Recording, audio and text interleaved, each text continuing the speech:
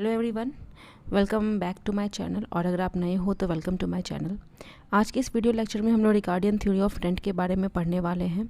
इस टॉपिक से जो क्वेश्चन आपको आ सकते हैं एग्जाम में वो है what do you mean by rent, critical exam में in the Ricardian theory of rent. या फिर यही सेम क्वेश्चन आ सकता है अलग लैंग्वेज में, वो है critically discuss Ricardo's theory of rent. So जो रेंट है वो हम लोग बेसिकली यूज़ करते हैं जब हम कोई पेमेंट को डिनोट करना होता है हमें। हमने अगर किसी का स्पेस यूज़ किया है तो उसके बदले में जो पेमेंट करते हैं वो रेंट है। किसी की कोई चीज़ यूज़ की हुई है देन उसके बदले में जो हम उसे पेमेंट करते हैं वो रेंट है। लेकिन इकोनॉमिक्स में जो रेंट है वो अलग अलग सेंस में यूज़ हुआ है। डॉक्टर मार्शल ने जो रेंट है वो सिर्फ और सिर्फ लैंड से रिलेट करके बताया है कि लैंड के ओनर को उस लैंड को यूज़ करने के बदले में जो भी पेमेंट मिलता है वो रेंट है। लेकिन जैसे जैसे टाइम बदला, मॉडर्न इकोनॉमिस्ट आए, उनके अकॉर्डिंग ये जो रेंट है उन्होंने उसको और ब्रॉडर सेंस में यूज़ किया। फैक्टर्स ऑफ प्रोडक्शन को यूज़ करने के बदले में हम जो भी पेमेंट करते हैं, लेबर को हम जो भी सैलरी पे करते हैं वो भी एक तरीके से रेंट ही हुआ। हम क्योंकि उनका जो भी उनसे अपना काम करवाते हैं उसके बदले में जो हम पेमेंट करेंगे वो भी रेंट हुआ। तो मॉडर्न इकोनॉमिस्ट ने सिर्फ लैंड को ही नहीं बल्कि अदर फैक्टर्स ऑफ प्रोडक्शन के यूज़ करने के बदले उसे जो पेमेंट करते हैं उसे भी रेंट कहा है। अगर हम टाइप्स ऑफ रेंट की बात करें तो डिफरेंट टाइप्स ऑफ रेंट है, क्योंकि स्टार्टिंग में ही क्वेश्चन में लिखा हुआ है कि डिस्क्राइब रेंट। तो अगर हमें रेंट के बारे में डिस्क्राइब करना है तो उसका थोड़ा ब्रीफ में इंट्रोडक्शन देना होगा। डिफरेंशियल रेंट क्या है? डिफरेंशियल रेंट एक ऐसा रेंट है जो कि बेसिकली अराइज होता है फर्टिलिटी ऑफ लैंड के डिफरेंसेस की वजह से। किसी भी एरिया में जितने भी लैंड है, ज़रूरी नहीं है कि जो उनकी फर्टिलिटी हो वो सेम हो सकता है कोई ज़्यादा फर्टाइल लैंड है, अगर हम वहाँ पे सेम फैक्टर्स ऑफ प्रोडक्शन लगाते हैं तो हो सकता है किसी पर्टिकुलर एरिया में ज़्यादा खेती हो और वही किसी और एरिया में जो है खेती कम हो, वहाँ का प्रोडक्शन कम हो। तो वो जो फर्टिलिटी ऑफ लैंड दोनों में जो डिफरेंस आया है वही डिफरेंशियल रेंट उसे ही कहा जाएगा।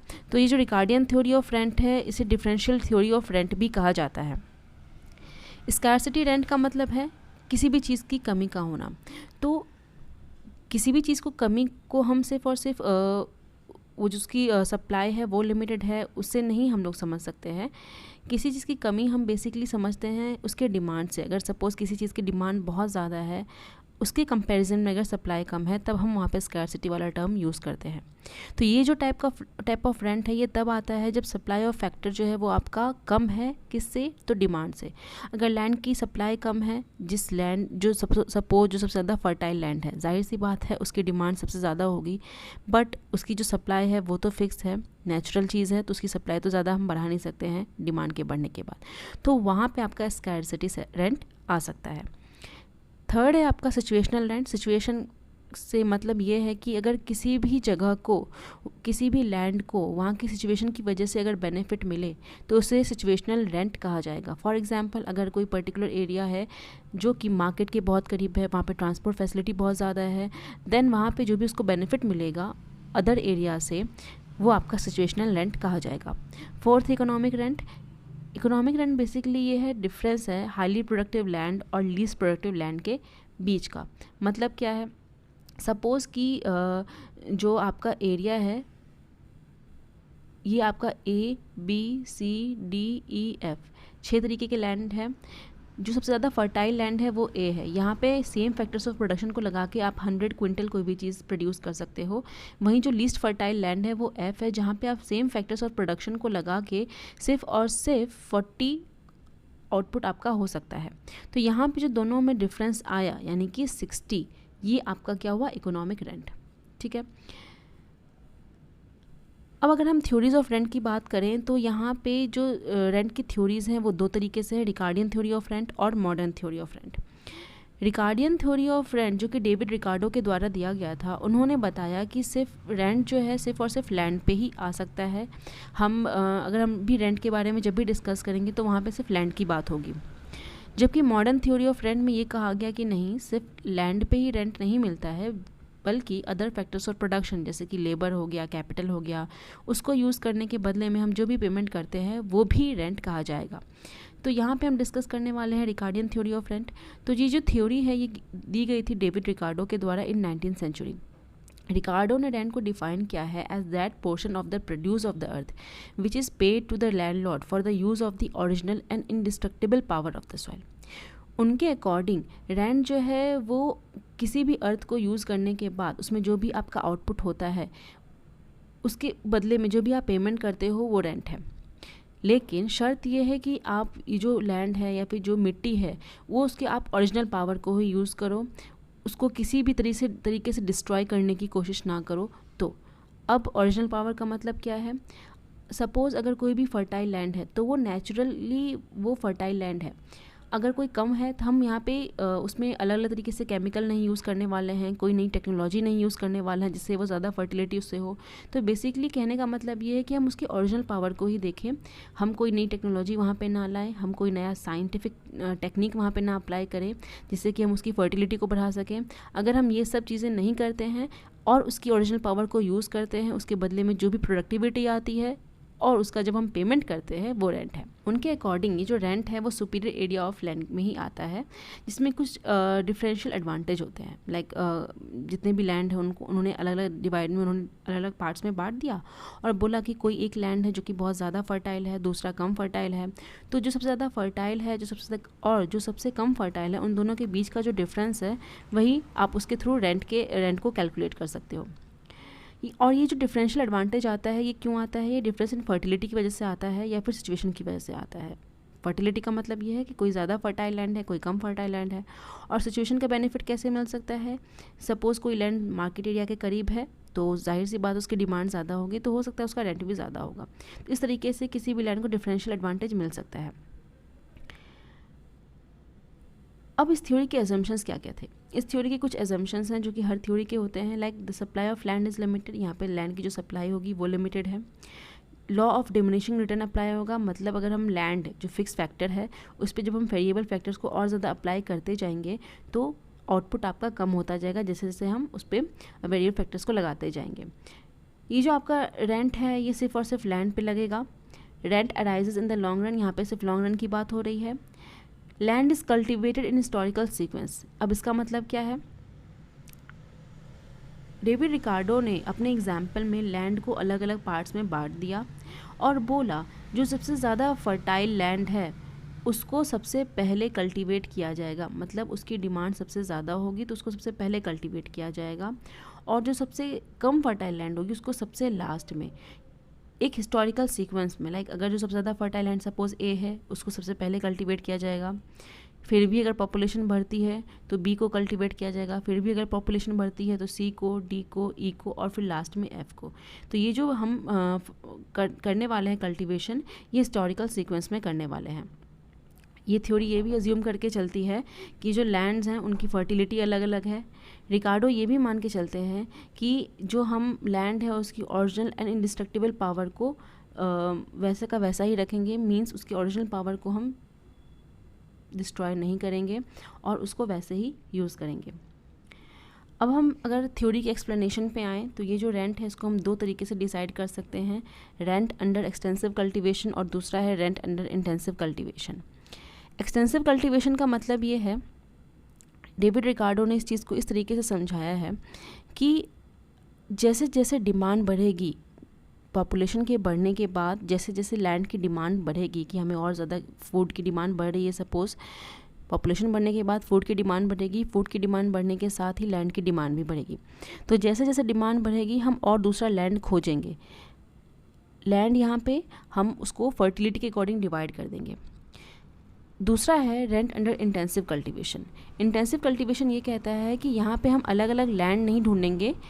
पॉपुलेशन बढ़ने के बाद अगर हम प्रोडक्शन को बढ़ाना है तो अलग अलग हम लैंड नहीं ढूंढेंगे, बल्कि सिर्फ एक फिक्स लैंड पे ही हम वेरिएबल फैक्टर्स को और ज़्यादा लगाते जाएंगे और लेबर लगाएंगे और ट्रैक्टर लगाएंगे और उससे ज़्यादा प्रोडक्शन करने की कोशिश करेंगे।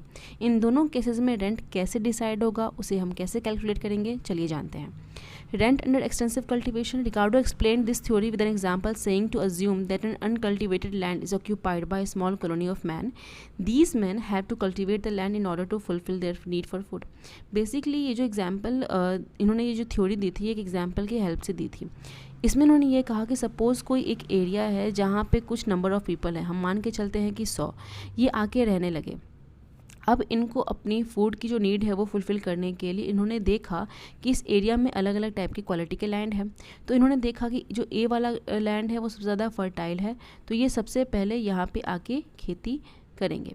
फिर अगर सपोज़ पॉपुलेशन और बढ़ी, 150 हो गया, तो अब नया लैंड ये लोग ढूंढने जाएंगे के लिए जाना पड़ेगा इन्हें। क्यों? क्योंकि पॉपुलेशन बढ़ने के साथ फूड की डिमांड भी बढ़ेगी और फूड की डिमांड बढ़ने के साथ साथ नए लैंड की ज़रूरत होगी खेती करने के लिए। तो अब ये बी पे खेती करेंगे, फिर और पॉपुलेशन बढ़ी तो सी पे करेंगे, फिर और पॉपुलेशन बढ़ा तो डी, फिर और बढ़ा तो ई, और फिर और ज़्यादा पॉपुलेशन बढ़ा तो एफ। तो ऐसे आप देख सकते हैं कि जो सबसे ज़्यादा लीस्ट फर्टिल लैंड था, इसको कि आप कह सकते हो इन्फीरियर लैंड, जो सबसे ज़्यादा ख़राब क्वालिटी का लैंड था, उस पर भी पॉपुलेशन बढ़ने के बाद जब फूड की डिमांड बढ़ी तो उस पर भी कल्टीवेशन का काम स्टार्ट हो गया। यह ये थ्योरी कहती है। अगर हम किसी चीज़ को एक टेबल की हेल्प से समझने की कोशिश करें तो यहाँ पे 3-4 तरीके के लैंड्स हैं, टाइप ए, बी, सी और डी। जो सबसे ज़्यादा हाई क्वालिटी का लैंड है वो ए है, टाइप ए लैंड, और जो सबसे ज़्यादा लीस्ट क्वालिटी का लैंड है वो है टाइप डी लैंड, जिसको कि मार्जिनल लैंड भी बोल सकते हैं या फिर इन्फीरियर लैंड भी बोल सकते हैं।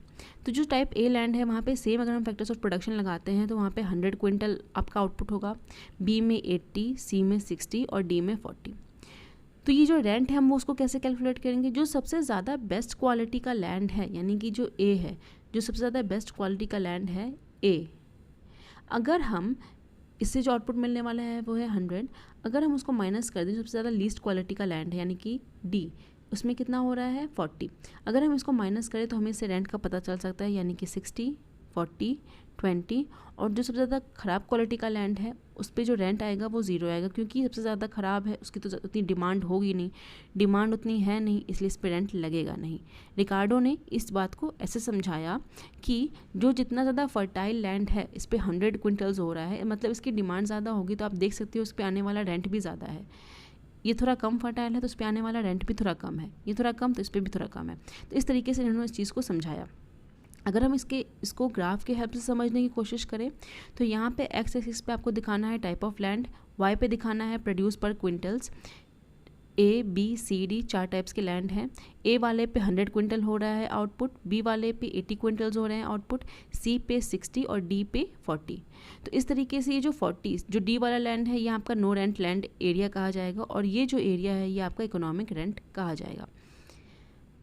अब बात करते हैं रेंट अंडर इंटेंसिव कल्टीवेशन की। इंटेंसिव कल्टीवेशन का मतलब यहाँ पे ये है कि यहाँ पे जो क्वांटिटी ऑफ लैंड है वो आपका फिक्स रहेगा।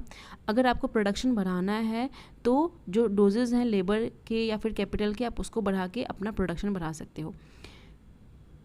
यहाँ पे आप देख सकते हो doses of labour and capital 1, 2, 3। Total output कैसे हो रहा है? जब हमने पहला लेबर लगाया, हमने लैंड को फिक्स रखी है तो 100 आपको क्विंटल मिला, दूसरा लेबर लगाया तो 80, तीसरा लगाया तो 60। तो ये जो आपका इकोनॉमिक रेंट कैसे कैलकुलेट किया जाएगा? जो सबसे ज़्यादा थर्ड वाला लेबर आपने सबसे लास्ट में लगाया है उससे आपको सिर्फ आउटपुट 60 मिल रहा है, यानी कि अगर आपने लेबर बढ़ाया तो आपको ज़्यादा बेनिफिट नहीं हो रहा है यहाँ पे। तो 100 में से जब हम 60 माइनस करेंगे तो 40, 80 में 60 माइनस करेंगे तो 20 और 60 में 60 माइनस करेंगे तो 0, यानी कि ये जो थर्ड आपका लेबर है इसको मिलने वाला रेंट आपका 0 होगा, क्योंकि इसके आने के बाद भी ज़्यादा आउटपुट में बढ़ोतरी नहीं हुई है, इसीलिए जिसको रेंट मिलेगा वो 0। अगेन इस चीज़ को अगर हम ग्राफ के थ्रू समझना चाहें तो एक्स एक्सिस पे डोजेज ऑफ लेबर, वाई पे आपका आउटपुट 1, 2, 3 लेबर, 1 लेबर पे 100 आउटपुट आपको मिल रहा है, सेकेंड पे 80 और थर्ड पे 60। तो 60 वाले ये तो आपका नो रेंट एरिया हो गया, ये जो वाइट एरिया है ये, और ये जो ग्रे एरिया है ये आपका इकोनॉमिक रेंट का एरिया हो गया यहाँ पे, यानी कि जिसे आप कह सकते हो कि एक्सेस है या फिर सरप्लस एरिया है। अब इस थ्योरी की क्रिटिसिज्म्स पे आते हैं, मतलब इसको कैसे क्रिटिसाइज़ किया गया बाद में। सबसे पहले तो इस थ्योरी का जो एजम्पशन था कि हम जो लैंड है उसकी ओरिजिनल पावर को ही यूज़ करेंगे, हम किसी भी तरीके से उसको डिस्ट्रॉय नहीं करेंगे, तो ये आपका टोटली इमेजिनरी है। बिकॉज अगर कोई भी लैंड ऐसा है, अगर हम उसको ओरिजिनल उसमें रखते हैं, ओरिजिनल उसका जैसा भी नेचर है उसमें रखने की कोशिश करते हैं, तो कोई भी वहाँ पे काम हो ही नहीं सकता है। कोई भी खेती अगर आपको वहाँ पे करनी है तो ह्यूमन एक्टिविटी करनी ही पड़ेगी, और ह्यूमन एक्टिविटी करने के बाद वो अपने ओरिजिनल नेचर में नहीं रहेगा। तो ये आपका गलत है। फिर scarcity is the reason of rent not the fertility which has been explain by Ricardo. Ricardo ने बार बार अपनी डेफिनेशन में, अपने थ्योरी में सिर्फ फर्टिलिटी पे फोकस किया है, और उन्होंने बताया कि जो जितनी ज़्यादा फर्टाइल लैंड है उस पर मिलने वाला रेंट उतना ही ज़्यादा है, जबकि ऐसा नहीं है। बाद में अलग जो इकोनॉमिस्ट है उनके अकॉर्डिंग स्कार्सिटी मेन रीज़न हो सकता है रेंट आने का। रेंट का मतलब ये है कि जिस लैंड की डिमांड जितनी ज़्यादा है उसकी सप्लाई उतनी कम है, तो वहाँ पे रेंट उतना ही ज़्यादा होगा। There is no rent land as explain by रिकार्डो।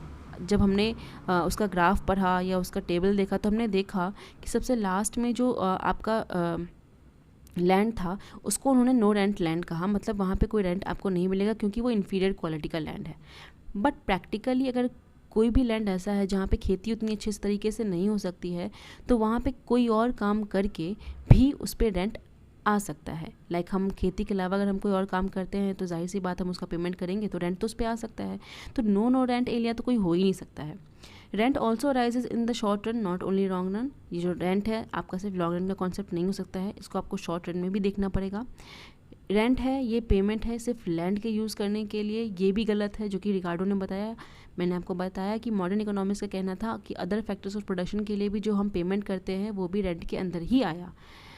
साथ ही ये जो रेंट और प्राइस के बीच में रिलेशनशिप रिकार्डो ने बताया था वो गलत है। बेसिकली उनका एक कन्फ्यूजन था माइंड में कि ये जो लैंड है इसकी प्राइस का मतलब है कि ये जो रेंट है वो क्यों बढ़ रहा है, लैंड को मिलने वाला रेंट जो है वो क्यों बढ़ रहा है।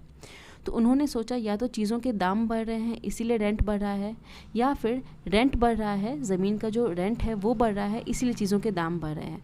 तो ये इन दोनों चीज़ों में कन्फ्यूज़ हो गए बेसिकली।